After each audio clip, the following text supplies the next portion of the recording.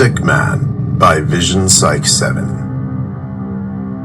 It was in the year 1895, after dozens of little children had gone missing, that rumors of a tall, monstrous, and terribly skinny man had taken the children began. These rumors came directly from the parents and brothers and sisters of the missing children themselves, who saw this man that they called the Stickman.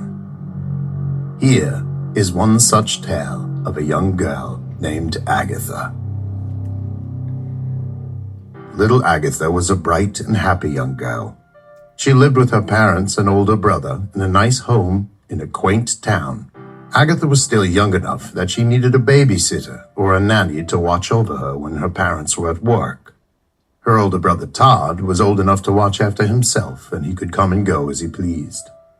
So, Agatha's parents hired a young woman named Amelia to watch after her. After Amelia had left from her first day of watching on Agatha, Agatha's parents asked her if she liked Amelia. Agatha said she loved her and that she was the nicest nanny she could ever imagine. She said she had so much fun and that Amelia had taught her a special new trick, but that she was not allowed to tell her parents about it. Her parents smiled, amused, but satisfied that Agatha seemed so happy with Amelia. As the week went on, Agatha's parents noticed that she seemed to spend a lot of time in the darkest corner of the living room, playing with her toys. She would sing to herself a strange little poem that they had never heard before. She would also talk to herself, giggle and laugh a lot. But they thought that maybe Amelia had taught her the poem and paid little attention to it. At the end of the first week of Amelia watching on Agatha, Agatha's parents had decided to surprise her and Todd by coming home early from work so they could take them both to the town fair for the night. For this reason, they came in through the back door to surprise the two. But when they entered the house, it was they themselves who got the surprise.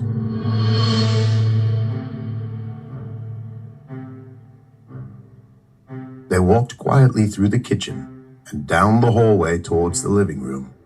And just as they turned into the living room, they stopped in their tracks.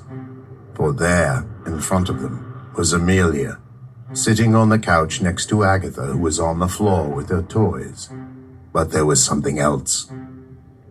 There, towering above Agatha, was one of the most frightening things they'd ever seen. It was a tall, skinny man with giant, sharp teeth behind a massive, curled grin, playing with Agatha and her toys. He looked up quickly at Agatha's parents, with loud, snapping sounds like twigs breaking. His eyes were a piercing, fiery yellow, which immediately became angry. And like lightning, he wrapped his long, branch-like arms around Agatha, placing his enormous, wiry fingers around her face and dragging her backwards into the darkness of the corner. Loud snapping and crunching sounds filled the room as he disappeared with Agatha into the walls.